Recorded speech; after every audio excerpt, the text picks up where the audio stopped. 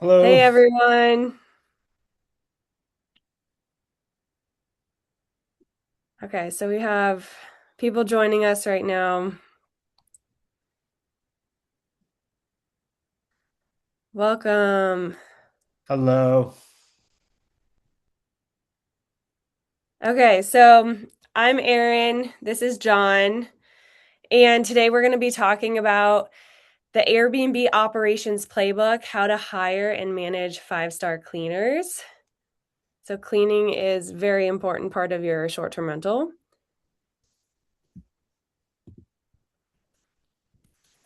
Okay, so we'll go into intros, why your cleaning team matters, how it impacts your ranking, where hosts go wrong, whether you should DIY or outsource your cleaning, what a professional cleaning team looks like, and Q&As.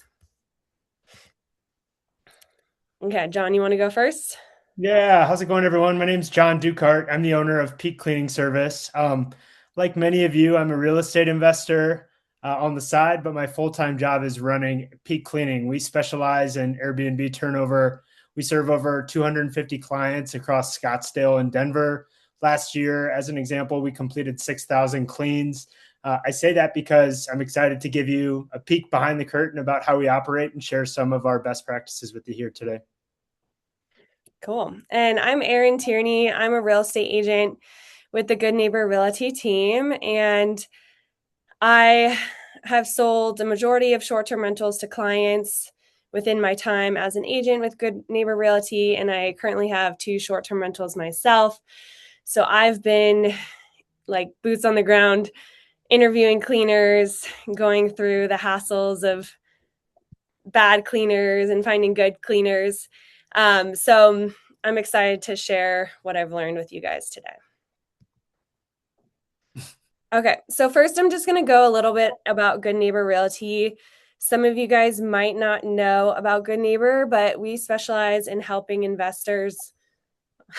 Someone's Um, we specialize in helping investors invest in rental properties, primarily short term rentals.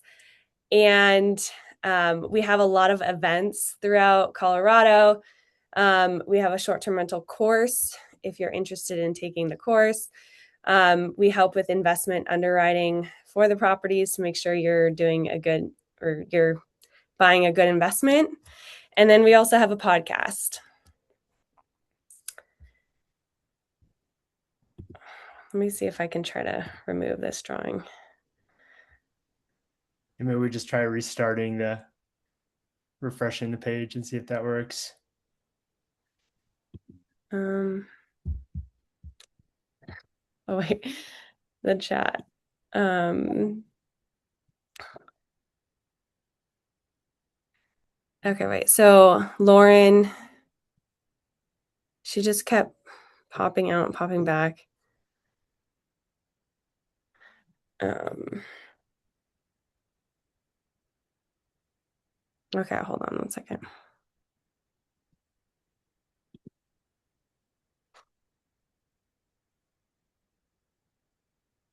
Okay. So we aren't, can you see my screen? Yeah. We can see it. Um, we aren't normal agents. So we help you develop a strategy, help with cash flow potential properties. Um, you know, obviously, we help you go under contract, negotiate the properties, and then we give you the tools to be a top performer in the market. So if you need designers or cleaning recommendations or vendor, contractor, um, vendor referrals, we can help with those as well. Mm. Yeah, so I think we wanted to frame up to start, why we're doing this and like why cleaning truly matters. And I think we've all been in the situation of this cute little kid here when we walk into an Airbnb, you're about to get into what you're expecting to be a delightfully crisp bed and find someone else's hair from the day before. It's one of the more, I think, disturbing experiences out there. And as many hosts like ourselves can attest, it's no fun to deal with. And so the number one reason why cleaning matters is it's generally the primary factor on a guest experience, meaning that the more positive guest experience that your guests have, the more positive reviews you're going to get, and therefore the more revenue you're going to get. Conversely, the same can happen, right? It can go the complete opposite direction. But the reason we felt it was important to put this content together and share it with y'all today is cleaning is often overlooked in our community. We don't really talk about it that much. So much time is spent about talking about the best deal sourcing, where to get competitive financing, which market should I start in, should I use a property manager, what's going to be my ROI. But no one talks about how to secure that ROI and what that looks like, putting a reliable and healthy, cleaner operating system in place. And so that's our goal here today is we want to share with you what it means to have a reliable cleaner in place, what it means for your revenue, what it means for your cost, but more importantly, like how you do it. And so we're going to share the best practices for that and give you a peek behind the curtain per se. But before we get down that road, let's start with illustrating what how revenue is actually impacted from cleaning. So as we all know, there's 6 things that guests rate their experience on when they're staying at an Airbnb. Just to set this up, it's cleanliness, accuracy, check-in, communication, location, and value, with cleanliness being the number one item that's prioritized by Airbnb's algorithm. And so it starts with cleaning quality. The better clean that you receive, your guests will go in and rate their experience. If they rate it high, they'll give you a 5-star review. Once you get to the point where you're at 4.8 or higher 5-star rating, then the algorithm really starts prioritizing you. Therefore, you get more bookings and therefore you get more revenue. It's obvious at first, but when you take a look at the numbers and get into the details, which we'll do here in a moment, it's pretty astounding the differences just 1/10 can make in a single rating.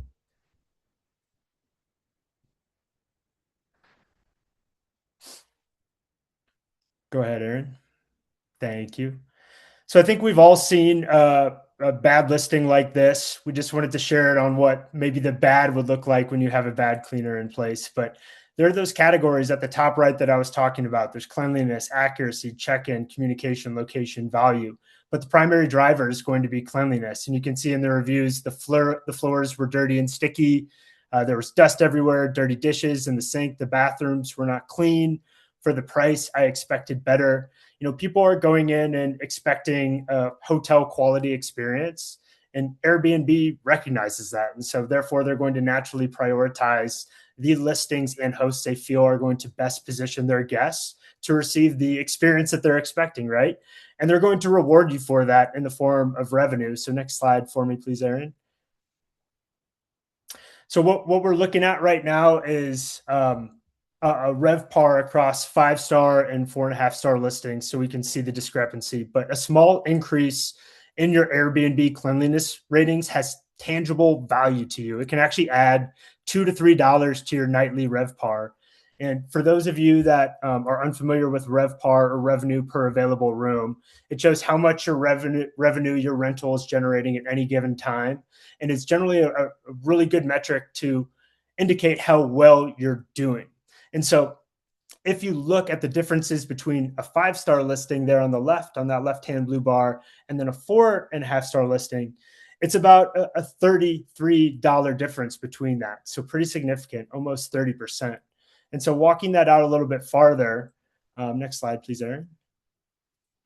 If you look at this over and amortize it over a monthly and annual basis, a top performing 5.0 star listing is going to generate about 30% more revenue on average, according to AirDNA, than a 4.5 star or lower. And so the takeaway here is that I think a lot of people don't focus enough on cleaning, because if you do and put a reliable, consistent, someone that's like operationally effective within your operation, just getting 0.1, 0.2 tenths of a rating better is going to have actual tangible value. I mean, just look at the rating and revenue difference between a 4.7 star listing and a 4.9. You're looking at the tune of like $3,000 to $4,000 a year in this particular example.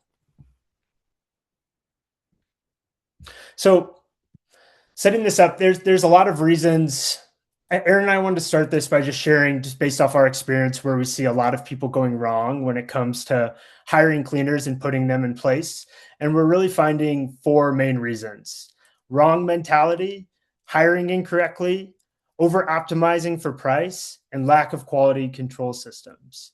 So, when it comes to wrong mentality, it's simply determining if this cleaner is a good fit for you. Aaron's going to walk out a little bit what it looks like and how to identify which cleaners are a good fit. But like a great example is we find a lot of people that hate training, but hire a cleaner that needs a lot of training. And so that sometimes that can't be a fit.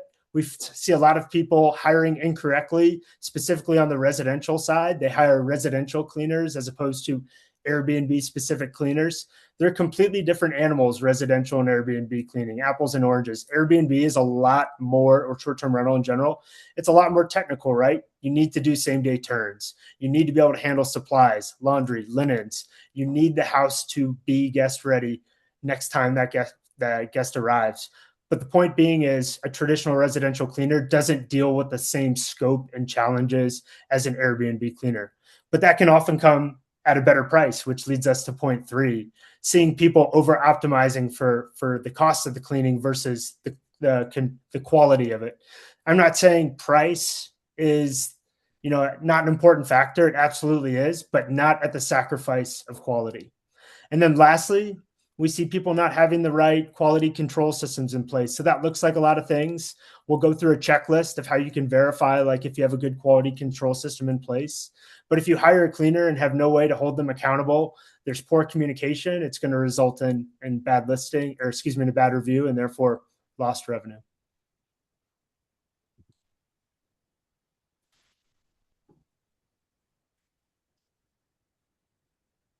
Okay.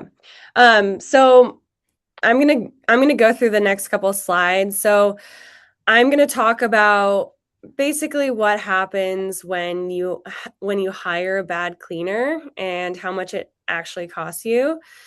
So high level, we kind of touched on this, like lower ratings, less visibility on the platforms like Airbnb and Verbo, and it results in fewer bookings, which means less revenue. Also, you spend a lot of time as a host fixing issues and managing problems with guests, and coordinating recleans or um, handing out like refunds for partial stays or the cleaning fees. It damages your reputation with guests. You have constant stress before every check-in, or if you're checking after every clean, like that's very stressful as a host. And then also never fully trusting that your property is guest ready. So it doesn't just cost you money, it costs you peace of mind as well. So basically, hosts have two choices. They can DIY and outsource. And DIY, when I say DIY, I don't necessarily mean like you clean the house yourself. Some people do that. I don't recommend that. But DIY, meaning you find the cleaners, you set up the systems, you train them, and you manage them. Or you can outsource them to a company that already trains, hires, trains, and manages their cleaners. So for the DIY side, it's more if you're a local host, you have a lot of time, maybe you're cost driven or don't have a lot of margin. You enjoy coaching and managing people, and you're also a full time Airbnb operator. Let's say you're trying to get your tax benefits for the year, like this time counts for those hours. And then on the other side for outsourcing, this is more for hosts who live out of town. Maybe they live in another state. They can't be running to the property to check on the cleaners every single time. They have limited time and then limited bandwidth as well. So I created a table that shows the revenue impact of when you hire a budget cleaner and then when you hire a higher quality cleaner. So let's say the average cleaning cost for a budget cleaner is $150, and then a higher quality cleaner is about 30% more. $195. Even with a 30% higher price for the clean, your gross revenue increases by 15% because your nightly rate, your occupancy rate, everything increases and your revenue increases. So net wise, you have 11% increase in net. So in this example, a host is getting $5,000 more dollars by hiring a cleaner that costs 30% more. So one of the most common questions I get is where to find cleaners. So if you're trying to find cleaners and doing it yourself and trying to like make sure those cleaners do well and managing those cleaners, you can look for referrals from other hosts. You can look on Turno, which essentially is a company that you create your property on there, and then you submit bids to a bunch of different local cleaners, and then they can bid on the clean. You can see their reviews and ratings. You can look on Google reviews for short-term rental specific cleaners, or like Peak Cleaning, like short-term rental specific cleaning teams that manage a lot of cleaners, not just one cleaner in particular. And then you can also look on local Facebook short-term rental host groups. So in Colorado, for example, there's Colorado Airbnb host group. You can go join those groups, search in the search bar, cleaning or cleaners, and see. I'm sure like every month someone posts like, hey, does anyone have a good cleaner? And you can kind of see who other people recommend for cleaning. So me and my husband, we DIY'd our cleaning for a long time. So, and not by like cleaning ourselves, but we found cleaners on Turno. We interviewed them. We, trained them, kind of checked in on them. And then, eventually we had to fire a lot of them. But we've come up with some interview questions that if you guys are interested, I can send you a whole list of the interview questions that my husband and I have come up with for interviewing cleaners. But essentially, the big ones that I find, the big questions that I like are like, how big is your team and can you afford to grow? Because in the past, like I had hired a cleaner for one of my properties and she got so big, she got so many referrals that she had to hire more people, and then her quality control, like she couldn't control those people, and the cleans got worse and worse and worse because she was just hiring, as many hands as she could to help her. So the quality went down. Also asking what supplies they have, what supplies they need from you. Like one time we interviewed a cleaner and she didn't even have a vacuum. She expected us to provide a vacuum. And I'm like, okay, if you're a cleaner, you should definitely have a vacuum. But those are questions to ask. And then are they doing on-site laundry or are they doing off-site laundry? We had a cleaner once do our off-site laundry and we would like end up with other people's towels and other people's sheets. And I'm sure we lost a lot of towels and sheets at other people's properties that just kind of went missing. So if they do off-site washing, like making sure, like, are they keeping your linen separate from other customers? How do they do that?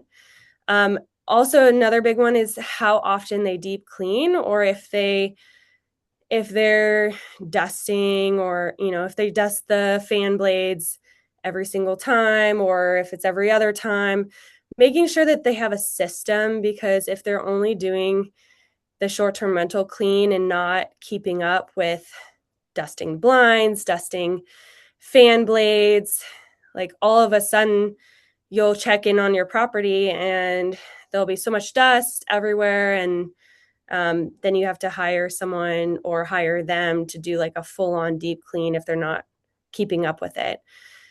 For inspection and photos, like, are they taking photos before and after the clean, or at least after the clean? How are they reporting damaged items or left items to you?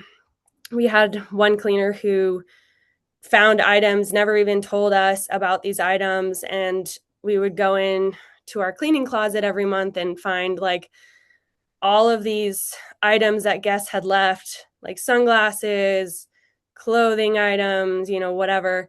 And we didn't know which guests they came from, and we just had to donate them. So, like, how are they communicating that?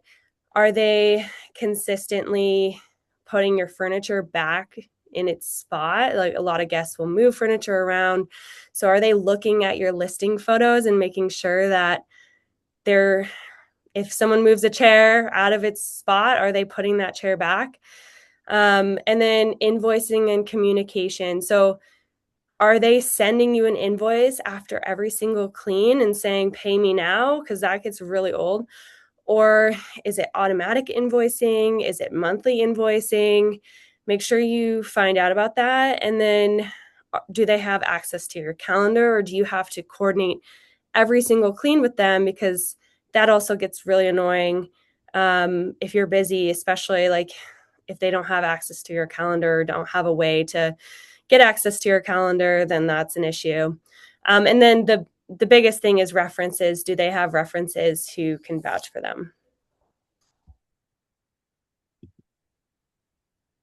Yeah, we put together a checklist for you all just to identify, we talk about these two options, right? Do it yourself, which is sort of like hiring and managing your own cleaning system, or outsourcing it to a professional company. But I think this is a good checklist to apply to both cases when evaluating both an individual cleaner or a potential company. But there are these things that, my company at least defines as a good job, which we found to be true in the field. So hiring smart, are the people you're hiring, do they have actual Airbnb cleaning experience?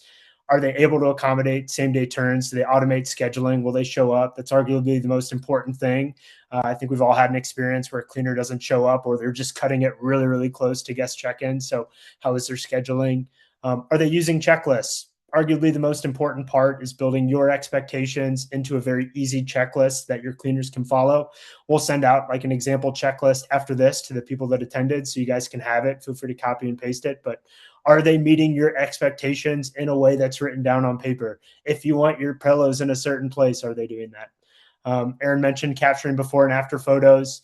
I think a great thing to test is how responsive they are. Are they communicative? Because generally, when you're handling a guest issue, it should be immediate. But with cleaners, I think 24 hours or less is a good barometer of how quickly they communicate. Is there any sort of inspections, training? What is that sort of like accountability for the current cleaners like? And then I I plugged these couple, these last couple in here, but I think partnership is a key element of this. And, and it goes back to mindset, having people on your team that sort of get what you're after, right? Because you're after more bookings. And the way to get more bookings is better ratings. And a huge driver of better ratings is having a cleaner that does a good job. And making sure the cleaner just understands that and they're in it for the partnership is going to be paramount to finding someone in your organization. So, but if all else fails, you can use this checklist to sort of determine whether or not, and use it as a template if the person you're hiring is a good fit for what you're doing. Next slide.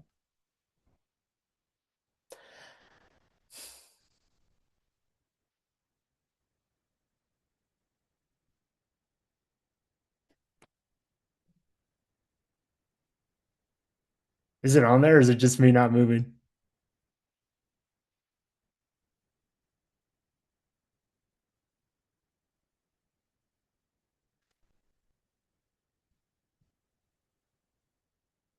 I think we're having some slide transition.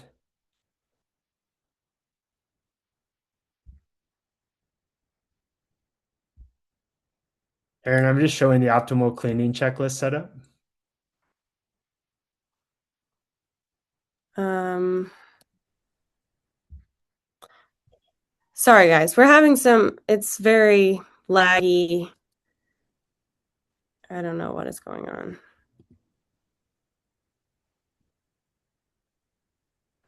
All good, all good.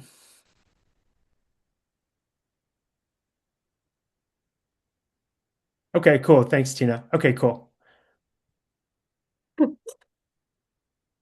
So anyway, we're going to transition into. I just wanted to share a little bit about what professional service looks like, and give you all a peek behind the curtain about how Peak Cleaning Service works. And so our number one goal when we're working with our clients is delivering quality. It's how we measure it. We measure it via reclean rate. Reclean rate is the amount of times we mess up cleaning a property. And last year it was 0.7%. But I wanted to share with you all how our quality control system works so you can apply it to your own system. And so this is what we call our quality wheel. It starts with automated scheduling. So we plug directly into our owners' calendars. So we are on top of appointments, even same day schedule changes we can accommodate. Super important that your cleaner has visibility into your calendar. All of the cleaners on our staff are vetted. They're authorized to work in the United States. They have to have Airbnb cleaning experience, like Aaron and I have been harping on, and they have to graduate from our onboarding program. Every time they're cleaning, they're completing a custom checklist that's built for each property. At the end of each clean, most of the cleans are inspected. So about 60 to 70% of cleans get inspected by the field team. And then should there be any host issues that they need cleaner support on, our customer support team is available 8 a.m. to 5 p.m. 7 days a week. But I think if you take a step back and look at what this represents, for our clients, most people leverage this system as a way to get their time back and not spend time managing cleaners, training them, holding them accountable, and making sure that that quality delegation is handled by an actual company, which is where my company comes in. Next slide, please, Aaron. And so I just want to share a little bit about what's included, because like when you're looking at a cleaner, you should want more than just a cleaner, right? Because there's more to an Airbnb turnover. So my team completes a post guest inspection when they arrive at the property, where we look for any items that the property managers need to be aware of. So think like luggage left behind by guests, damage to the drywall, supplies running low, light bulbs that have burnt out. We notify the host immediately. We then complete a full service turnover cleaning. It's 65 points. You all will have the checklist after this in an email, so expect that, but it's meant to be hotel grade. Along the way, we're completing laundry and then restocking supplies. And at the end of the clean, we stage it, meaning we're going to get a guest ready for the next home. We want the guests to walk in and be wowed. But what that means is making sure that the furniture looks like how it's marketed in the listing, making sure the kitchen and the bathroom have the right supplies, making sure that the outdoor patio furniture is arranged, but ultimately driving towards the guests walking in. And the first thing they feel is cleanliness, right? Next slide, please, Aaron. And then lastly, we have an additional property support program. So for those hosts that want to delegate, let's call it some of the more boring or minutia type items to us, we can handle those on your behalf. Those items are linens, supply management, so all the warehousing, purchasing, and resupplying. We include a once monthly property audit along with any handyman work that needs to be done. And should you need our help coordinating with vendors, we're happy to take that time off your plate and put it onto ours. But taking a step back and looking at this, I think a lot of hosts use us as obviously more than just a cleaner, but a way to get their time back and still maintain a great guest experience. All right, moving forward, Aaron and I have a couple offers for you all. I think just some like healthy cleaning doesn't have to be overly complicated. I think if you're in a position where you like have no time, it's great to, invest into a professional company, or you want someone reliable, then it works. But if you're still doing it on your own, or maybe you like the price of your cleaner and it's like working, but there can be some optimization, there's some easy steps that you can take just to get started on pushing your operation forward. So a checklist is probably the number one thing, making sure that the cleaner has the checklist and you're both aligned on it, making sure the cleaner is sending before and after photos. That way you can have some ammo in a dispute and those fun disputes with Airbnb. Or you can like go on to like TaskRabbit and hire an inspector and just pay them per inspection. Maybe it's like $25 per inspection just to make sure that the cleaners did a good job. So they would come in after the cleaning is complete and verify that your checklist has been completed. So some easy things that you can do to get started. And for those of you that want to learn more, Aaron and I are happy to set up a free cleaning audit for you and just learn about your system and see what optimizations we can make. If you all choose to go with a professional service like my company, Peak Cleaning Service, or another, I can guarantee you'll have a discount of 50% on your first time clean if you end up coming with us. I can't guarantee anyone else, but we'd be happy, of course, to honor that and make it worth your while for attending here today. Okay. So now we're going to take questions. So I see there's two in the chat. Oh wait. Okay, so Heather Brink, hi Heather. Are there any rules and regulations regarding cleaning bed and bath linens requirement for sanitation? John, I'll let you answer this. No specific legal requirements that we're aware of. No specific legal requirements that we're aware of, but it all goes back to the algorithm. Guests expect hotel quality. So that means fully made beds, right? They have to be fresh, brand new, crisp sheets. They expect to have the proper amount of towels, right? That's two per person. That's hand towels. That's bath towels. That's makeup towels. Um, they expect to have kitchen towels, right? And so I think when you don't offer those things, in terms of rules, there's not any that you technically break, but you do put yourself in a position to receive a really bad review on Google, or excuse me, on Airbnb. Okay. So the next question from Sadri, I hope I'm saying that correct. If we would like to add cards, for example, a card to place on top of a bed when it was last cleaned or when the bathtub was last sanitized, etc., is that something that cleaning company can accommodate? So is that something that Peak Cleaning can do, John? Yeah, you just have a conversation with your cleaner or us. Easy one. Okay.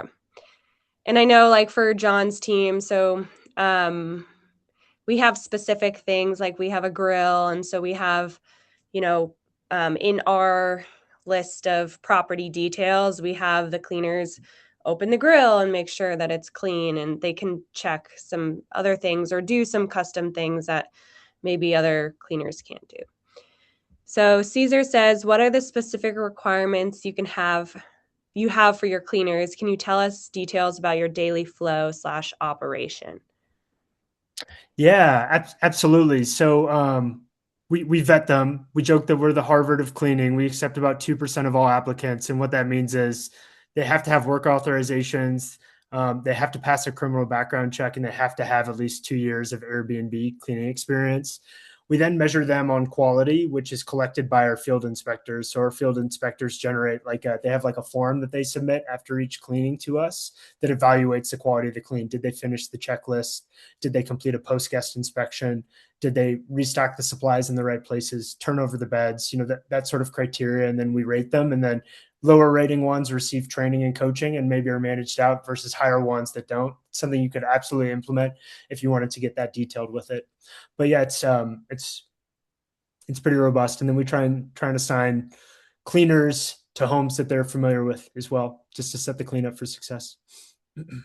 Okay, Deanna says, hi, total newbie here. Is the usage of green, eco-friendly products and methods a consideration in the industry or peak cleaning?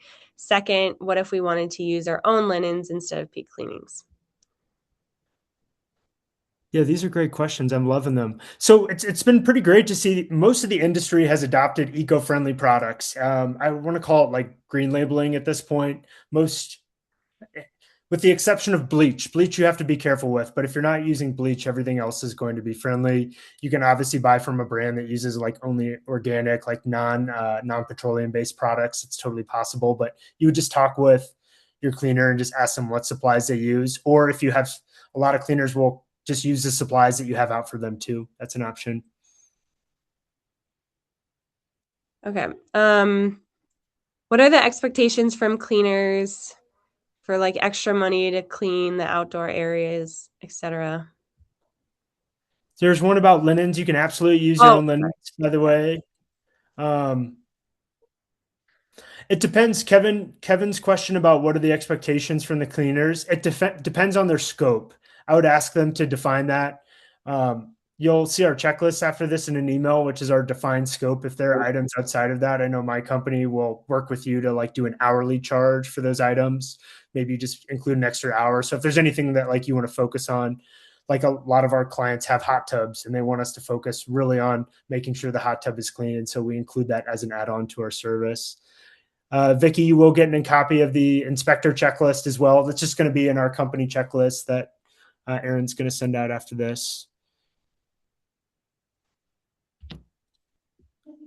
I'm looking at Nathan. What's up, Nathan? We're launching a 5 bedroom STR in Alma Fairplay around October, November. Do you service the nearest area and was your contact to reach out? Sorry to drop in and out of this call.